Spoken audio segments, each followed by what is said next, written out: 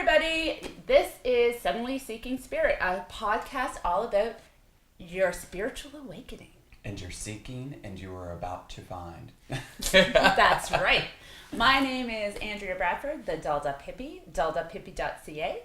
And I am Andrew Cole, creator of Meta Essence, meta-essence.com, and also the creator of the Leave Fear Behind Oracle deck. It's an oracle that will transform from fear to love. So today we want to discuss the stages of spiritual development, and we wanted to make this our first episode because it's Suddenly Seeking Spirit. Yes. And as I'm talking, I'm getting covered in I can goosebumps. see. And it's really hot in this room. Well, I know. It's like really hot and I'm stuffy. My eyes sweating. are dry. I'm sweating and covered in goosebumps. I walked in here and I was like, So we're talking about the 4 stages of spiritual development today. And I read this when I first came across it. It was from this book, Calling in the One. It's 7 weeks to attract the love of your life. I picked up this book. I already had, I thought, the love of my life when I picked it up. This book for me is not about calling in the one. It's about calling in the me to my one. mm-hmm. If that makes sense. It will make sense at the end of this episode. Oh, yeah. But this book The calling's there. the That's all that calling's matters, there. right? Yeah.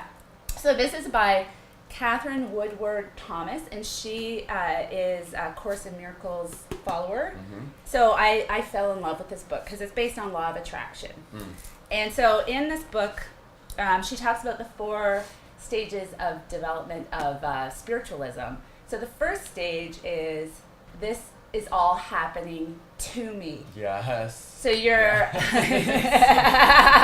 Do you relate to that stage? Yes, I was stuck in that stage for a very long time. Okay, Yeah. me too. Me too, like 40 years. Yeah. Yeah. So, well, not really. And the thing is about these stages, you move around. Well, yes, it's very fluid. Yeah. And you'll have, it's not a certain time frame that you're going to spend on one, right? No. You can move through one very quickly and go to the next step, but then you can go right back. Yes, yeah. So yeah. The first one is it's chaotic and it's antisocial. Mm-hmm. You're not connected to your fellow human being. Mm-hmm. You're not connected to the world. Mm-hmm. You feel separate. Mm-hmm. Everything is just against me is another thing that I would say when I was like, what is the point of me doing anything, because the odds are stacked against me, or there's just no way that I'm ever going to be able to escape this feeling. Yeah, Right? yeah, It's exactly. like a prison that you put yourself in. Ugh. That mentality. Yes, and you and you rely on your own strength. Mm-hmm. The entire time, Yes. because you just, there's nothing to believe in, because all you believe in is the loss mentality and lack mentality. Lack mentality. Yeah, what I don't have. Mm-hmm. Yeah. And I remember in this stage feeling jealous of people that believed in something. Oh, I could see, yeah. Yeah, because I was upset all the time and feeling like it was not available to me. Mm-hmm. How do all these people believe this stuff? For me, I grew up Christian, Mm-hmm. but never identified with that dogma or whatever. Mm-hmm. But I went to Sunday school, and my mom just recently apologized to me for forcing me to go to Sunday school. She's like, I see it. This is where I went wrong. It was like, it's okay, Mom, you were doing the right thing. It's okay. So sweet. She's so sweet. But anyway, I just remember feeling, and this is where the archetypes come in. Mm-hmm. You feel like a victim, But which we said. yes. But then you can also kind of go into martyrdom. Yes. So you almost feel, you feel this separateness, and I think maybe some things happen to you that cause that, and you feel victimized, which is horrible. Mm-hmm. And then you get to this, maybe you get some healing from that victim stuff, and this is what I went through. Mm-hmm. I hope that's not... But I went through too. Yeah. Did you? Yeah. Oh, yeah. And I think also too, the victim part, the victim mentality and that cycle that I was in on this level, and that martyr thoughts, was because it was my processing of the anger I had of the really fucked up stuff that was happening. Yeah, and so that was my justification of it, really. Yeah, and then you become you learn or something, whatever, and then you blame. So when you're in martyrdom, you're blaming everyone. So it's going. The world is happening to me still, and everyone's against me, but I'm better than them. It's their behavior, not It's mine. their behavior, not mine. And the martyr can kind of also leak into number 2. And number 2 is it's by me. So this is where it doesn't have to necessarily be religious, like a religion or specifically, but a lot of times it is.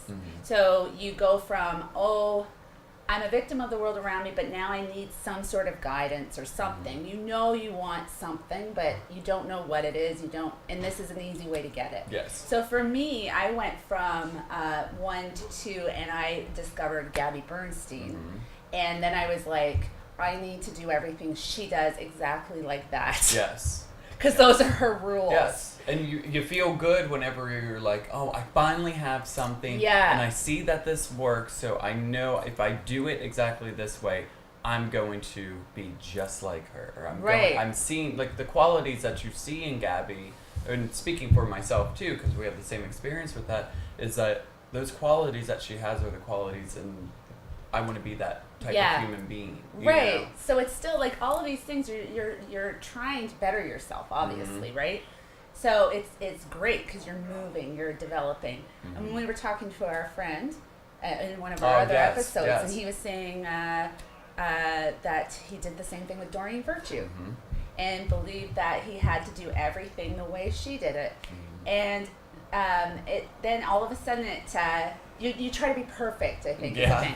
Yeah. So you're trying to be perfect, but when you put somebody, or even like a religion on a pedestal, and you're following it but blindly, you're not connected. No, not at all, because you're so worried about making sure that you're doing everything perfectly, but that worry is the disconnect. You're not in flow when you're worrying. No. So I think for me, I had moments of connectedness being like reading a book by her or something, and then I wanted that back, so I thought, well, I'll just follow her rules exactly. Like I did Make Cause Miracles. It's a 40-day guidebook. I did it for 360 days. Oh my god. You were really like I just gotta keep going. I've never admitted that. Yeah. I mean, it's nothing to be ashamed of. No, it really helped me though. It did. I'm having a hot flash. But it just shows the level of like where how much you were seeking and wanting. I was different. just, I was feeling so, like, I was sick of feeling like crap. And when I do those exercises, it didn't, like, the thing with me is, it's not that I was, like, doing them perfectly, repeating them every day for 360 days. The reason is, like, I got caught on the relationship week.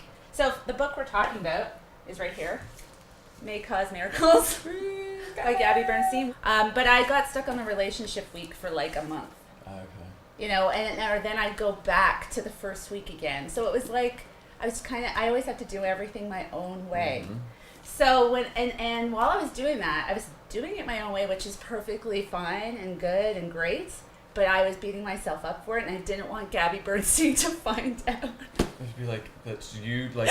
like she cares. Like you're playing out in your mind of like the conversation of what she'd be like, well, Andrew, she's going to be so disappointed in me. I just really can't have you as a follower of her anymore. And it's just, like, those are the crazy thoughts, I'm not good enough tiny to be a mad spirit ideas junkie. is what A Course in Miracles calls it. Yes. So, and that is... And here's A Course in Miracles. I feel like we can show each book. I know, it's just right there. It's just right here. Course in Miracles is the metaphysical text. Yes. So this is also something in this level 2, the by me stage, that many people would flock to as well. This is a metaphysical text that it's not a specific religion. It does incorporate Christian beliefs and uses and the Buddhism terms. too, Yeah. So it's a blend of everything, but it's more of fear to love. Yeah, and both Gabby Bernstein and Catherine Woodward Thomas are students followers. of this. Yeah. So and so are we. So this is where you're going to find out more about Course in Miracles. Yeah. But we'll try to also expand. Well, yeah. This is just our first episode. Yeah, this is what we know right now, and Yeah. we're going to We're learn learning. things as we're showing I'm you guys. excited. I know, that's the fun part about it. I know. Anyway. Okay. So you go from sort of dogmatic, and then for me, this is what happened.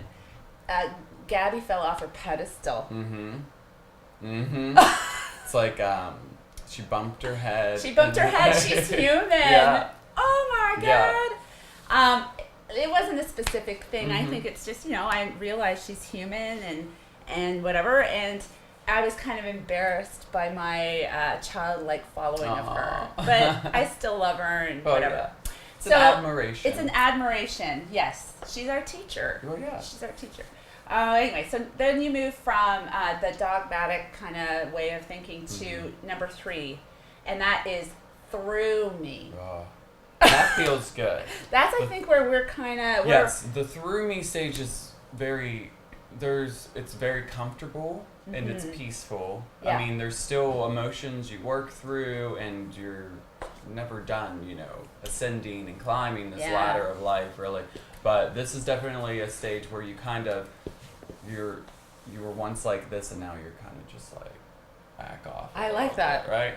Whatever this is. Take the hands off the I like handlebars. how you talk with your hands like I do. Yeah, very much. Yeah, it's usually charades when I'm doing public speaking. It's like, what am I talking about, So you guys can really get it. This is how you are on your level 2 and level 1, and then level 3, you're like this. You're opening. Yes, you are. Yeah. I think it's, it's sort of, if you could think of fear lifting. You're in For fear, sure. number 1. You're in fear, and that's what causes you to realize that you need something. And number 2, you're afraid of the thing you're seeking almost. Because it's like scary. Well, yeah. It's Especially learning this. depending on your upbringing. Well, yeah, and it's because your whole perception of the world begins to change and how human beings interact and how you're connected.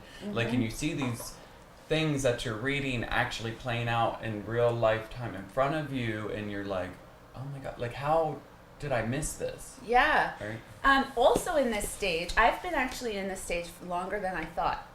Because in this stage, the skeptics are also in this stage. Yeah. The skeptics, and you're kind of, so like if you go to number 1, you're kind of a hot mess. Yeah. And then like number really, 2, you're trying to be perfect. Yes. And then you realize you're not. Yes. And you go back to being a hot mess. Yeah. But you're a spiritual hot mess. Yes. So, and there is a difference. Yeah. There's a major difference. I used to identify myself as agnostic. Okay. Not atheist, because atheists still believe in something. Well, yeah. Sorry, we're going to get letters about that. We're going to cut that out. I don't want to offend anybody. Because that's still I honor that belief. It's a belief. So I was agnostic, but that just means to me, like, these are all our definitions and our interpretation of what we've read. So don't write us or anything. Or do it, whatever. But I was agnostic, but like, so it's not like I didn't believe. I knew there was something. I didn't know what, and I was still like afraid, but still seeking. So I started seeking through things that were comfortable for me, and it was actually psychology. That I was seeking help from. And I was finding spiritualism in psychology, which is, I didn't identify it as such. But, it was anything basically that can connect you and open you. And so for me, I'm not a psychologist or anything. I just was reading about stuff and trying to understand people's behaviors and why people do the things they do and that kind of thing. And it was, when I would read about it, it would light me up. Well, yeah. So that's connection. Yes. Yeah. That's how you know you're connected. Is just whenever you feel that presence of joy and you feel that happiness move through you.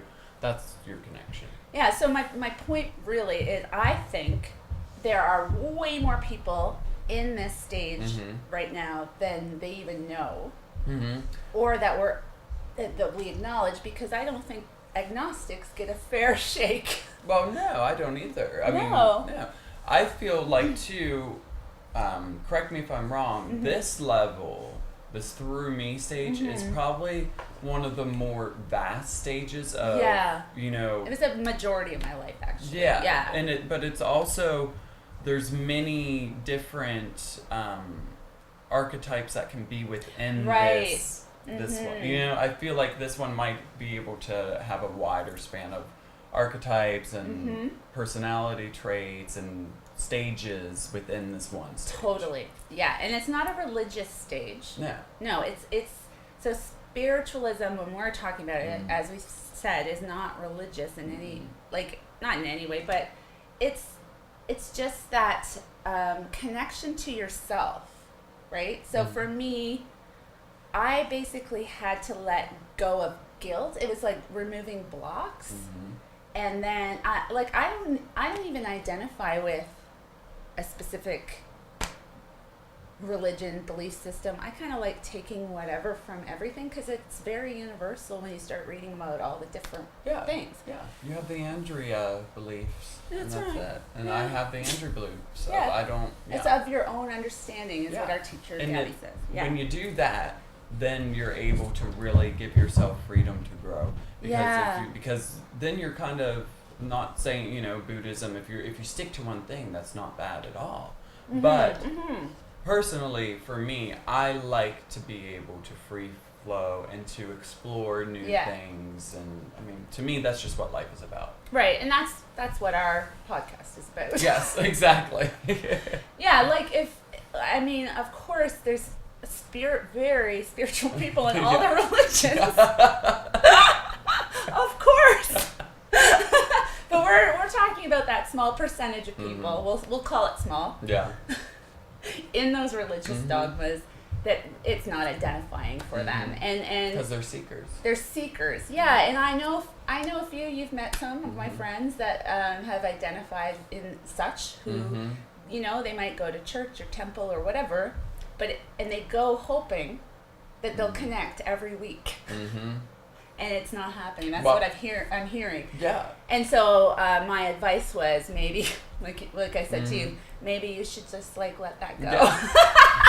I was asking her this question. I was like freaking out about it, and I was like, she could tell. It was journaling. Like, I'm like, I'm not journaling. I'm not journaling. And I was like, I need to journal more, and that was me basically finding myself in one aspect in the by me stage again. Yeah, right? You weren't being perfect. Because I was like, well, I'm like, everybody else is doing this journaling, and they're saying it benefits them, but I could just never sit down and journal. And she's like, well, maybe you just need to let it go.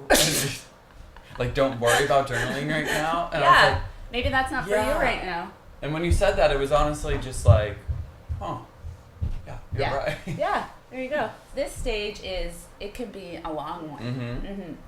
And it totally makes sense to go from, you know, happened to me, through me. I mean, I have lots of happen to me moments. Oh, yeah. Every day. It's like, how dare she do that? You cut me off in line at Tim Hortons drive-thru? Yeah. What? Yeah. Nobody but it's like does once that. once you're able to recognize, after that initial happened to me stage, once you move from that, you're able to recognize when you're in it again, and that you're able to shift back. Yeah, what is it that Gabby says, that it's the time in between where you it's not like you're walking around in love all the time. No. I'm perfect. You know, la la la. It's when you fall back down. How long does it take you to get back into alignment? It's like, what's your bounce back rate? And bounce back rate. Is that what she calls it? I don't know. She may or may not. I don't know. Well, maybe we're probably going to be misquoting our mentors constantly, but it's what we want them to say. Yeah, this is what we want you to say. No, we'll call it paraphrasing. Yeah. So if we get it a little wrong, it's just our interpretation.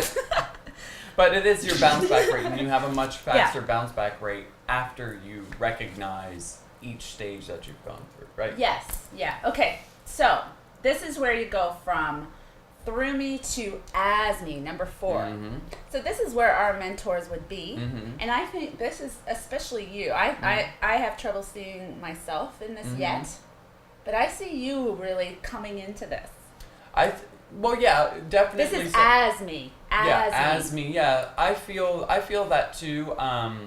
But like we've been saying, I can go back and forth. And one day I can wake up at a 4, and then at the end of the day maybe end up at a 2. But then I go to bed back at a 4, and that's my goal, right? Yeah. But it is definitely So, I believe in that co-creation. Yeah. So number 4 is it's as me. I am me, which was God's identification of himself. I am thine. I am thine. I am thine. Or I am me as I interpreted it. And it's an interdependent. So you're not relying on your own strength. And number 2 and 3, you're not relying on your own strength necessarily either. You're praying. You're putting it up, like they say, on the altar. So number 4 is though you're interdependent. You're co-creating. And you realize that the connection is inside you. Yes. You are the creator. You are God. You are the universe. Whatever language you want to use around. Yeah. And it flows through you. I definitely identify with as me, and the goal for me is to always stay at that. But I don't judge myself when I get taken out of it. Right. And that's a key thing. Because moving back and forth through these. Because we just read. Yes, we went to. I'm all about pulling the box. Yes, so we went to a workshop yesterday, an all-day workshop based off this book by Gabrielle Bernstein, which is amazing. And on the way home, we got all our judgments out. Yeah. But the great thing about it is it makes you really acknowledge how much you judge. Even from the smallest thing. Like we were joking a lot. Like we were driving through downtown Toronto, which was new for him. Yes. And just for fun, because we've been detoxed from 10 to 5. It was like, look at that guy's dog. What's that guy doing? And is he really going to drive like that? Like, we were just judging everybody, but we were acknowledging it, so it was fun. Yeah. Because then we're able, once you start acknowledging and recognizing, then you can see your own patterns of judgment. Yeah, like it was, and you know what? Even though we were laughing and it was, we knew we were offloading a lot of like energy and things, and we were joking. But at the same time, even just, yes, we're making that judgment. I got a little bit of like, like it feels gross.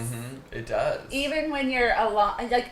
And I felt a little bit guilty because I felt like maybe I started that. Like I'm influencing my beautiful spiritual brother. Yeah. And I'm like, Andrew, check out that guy's bike. What's he doing? Like you called me to the judgment. Yeah, I'm like, come to the dark side. Yeah. So to just summarize all of this and the levels, we have the first level, the happen to me stage, right? You're victim, you're martyr. And then we have the by me, which is the trying to be perfect, and you're formal, and you're finding the information, and you need to follow it set by set rules, you know. But within that, you find disappointment because that's not you. Right. You know? Exactly. And then, so level 3 is the through me. So you begin to allow everything to happen through you, and you're not allowing things to really stick to you anymore. And this is a very spiritual stage, but it's not religious. And then it's more, you're getting into like the oneness and understanding oneness and letting go and just allowing. And then the final stage is for the as me stage. So this is when you are just completely interdependent and you understand the laws of co-creation and how you are one with God, with the universe, with spirit, source, whatever you want to call it, whatever your higher power is. You really grasp that and you understand that, and you are always striving to stay within this stage. And like we talked about, you will go back and forth. Throughout one day you could do that. Yes. You know, yes. with triggers or whatnot. Yeah, and in this stage, I think in 3 and 4, that's when you feel called to help and teach. Yeah, you want to teach what you've learned to others. And never think, we're all teachers and to somebody in our life, right? Yes. And really just, with that comes a little bit of responsibility, especially at these levels. And the only responsibility that I think it is to just be honest. Yes. That's the responsibility. Yes. The responsibility isn't to be perfect and to lead by a full example of like, I'm perfect, I don't make mistakes, because everybody does, right? But it's about being honest about the mistakes that you're making, so then other people that are following you or learning from you, that gives them room to understand that, yes, I'm a human being as well, and it also keeps them from really putting you too high up on that pedestal. Yeah, because you'll get knocked down. Yes. Yeah. Yeah. Totally. It's that ego blow. Yeah, for sure. Yes. So thank you for summarizing that for us. You're very welcome. Yeah.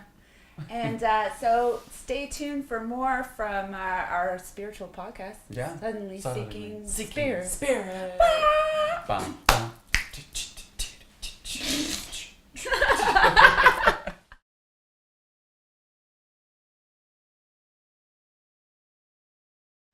Hi, everybody. Will you leave my poor moose alone? The damn moose won't stop. Okay. Oh yeah. Okay. Oh, you know what? Oh yeah could be our like reset. Yeah. Oh yeah. Okay. All right. Ready? Or that can be our end. We can look. Oh yeah. Welcome to the Suddenly Seeking Spirit Show with your hosts Andrea and Andrew.